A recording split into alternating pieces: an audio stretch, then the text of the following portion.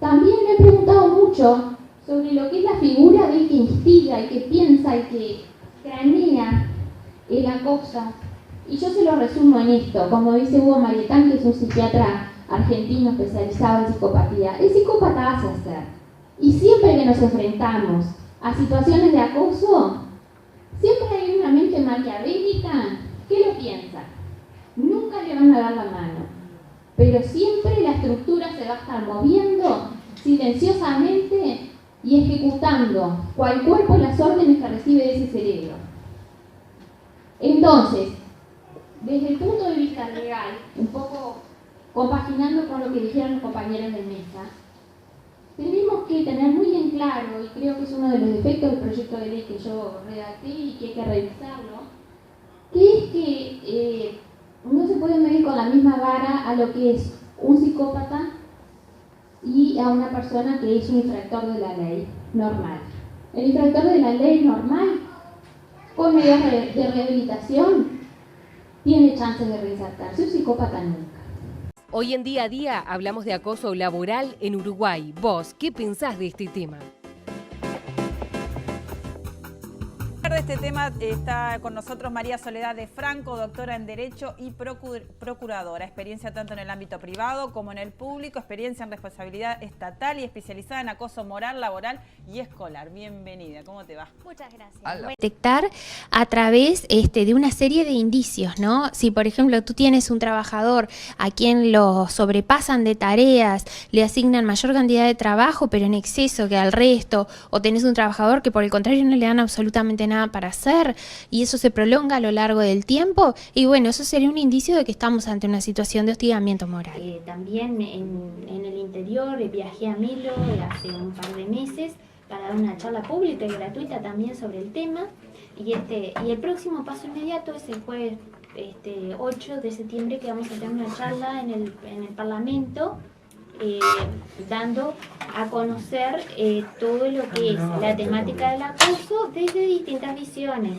La visión de la psicología, del gerente de empresas, de la ética empresarial, de la medicina y del derecho. Nuestra invitada, a quien ya saludamos y agradecemos su visita y presentamos, la doctora María Soledad de Franco, el año pasado, el 5 de agosto, presentó en el Parlamento un proyecto de ley que sigue estando a consideración de precisamente los parlamentarios, ¿no? Y es oportuno destacar que ella no procede de ninguna tienda política, no tenés actividad política. Claro, bueno, buen día, gracias por la invitación.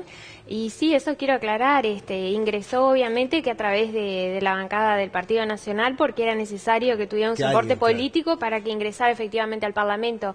Pero mi contribución y a lo que insto es a que se haga un proyecto de todos, porque en realidad a la hora de ser víctimas de acoso no se distingue en cuanto a tiendas políticas ni ningún otro tipo de consideración. Si querés conocer a fulanito, dale un carguito. ¿En general es fulanito? ¿Hay fulanitas acosadoras, ya sea en lo sexual o en lo moral?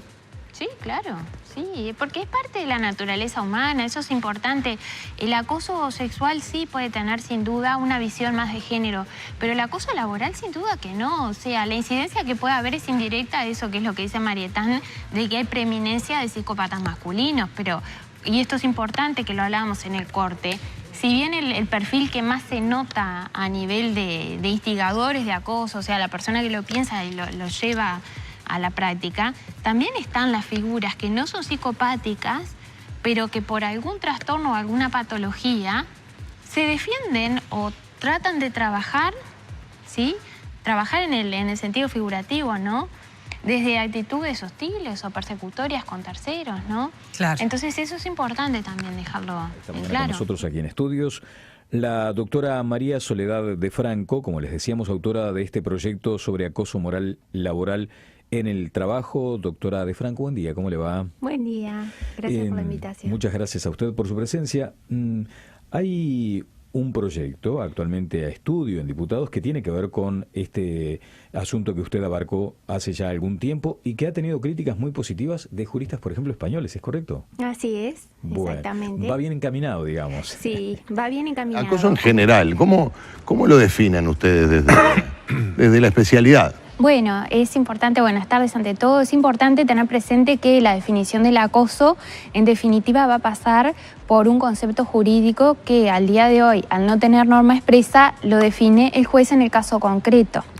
Lo que entendemos por acoso es, bueno, una serie reiterada, prolongada a lo largo de un periodo de tiempo, de conductas hostiles, agraviantes, intimidatorias, realizada de parte de un grupo de personas, ¿sí? O una persona con el aval del grupo en relación a una persona que consideramos como víctima, ¿verdad? ¿No tiene que ser jerárquicamente una persona superior la que acosa? No, eso es muy importante porque hay distintos tipos de acoso, exacto. Como dice el señor, hay acoso horizontal y también el ascendente, que es el que se da de subordinados a superiores. Es infrecuente, pero en algunas situaciones se da. El proyecto de ley se presentó en agosto de 2015 a la Cámara de Representantes, pero lamentablemente al día de hoy ya se va terminando el periodo legislativo y no tenemos una respuesta concreta. Y el proyecto va a dar una definición muy amplia de lo que es acoso laboral, pero eso va a generar estabilidad y seguridad jurídica, tanto para el trabajador,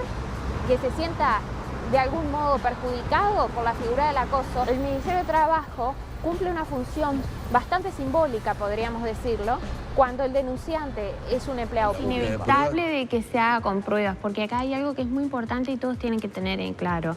Porque yo siempre digo, no nos olvidemos que algún día quizá alguno de nosotros nos toque, o algún familiar o un hijo, que en los derechos, en los estados de derecho, como lo es el Uruguay, la denuncia no transforma a la persona en culpable y no debe ser así.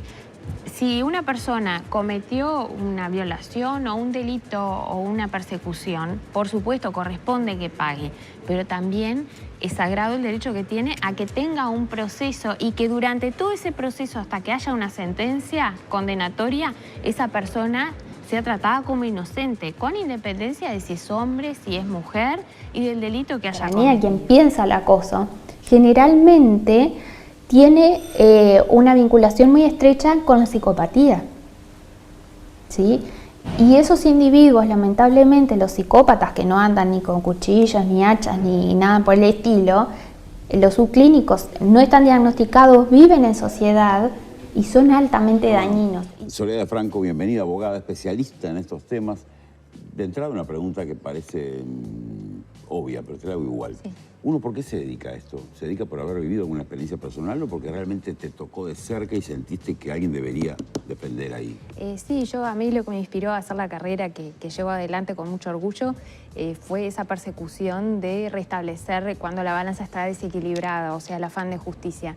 Y sí, lamentablemente me tocó vivir por allá por el año 2009-2010 una situación bastante lamentable que yo en su momento no entendí, no comprendía qué era lo que me pasaba. Había accedido a un organismo público, a un ministerio concretamente, por un concurso abierto, oposición de méritos. Y bueno, fue en ese momento, creo que el mío, el único en 500 contratos que tenía el Estado que no se renovó. Y el motivo claramente era que yo no tenía una afiliación ideológica correcta para quienes estaban en ese momento. O sea, no contaba lo que era mi trabajo y bueno, empecé a sufrir unas sobrecargas de trabajo terribles. Cada vez tenía más y más trabajo, pero cada vez menos podía cumplir.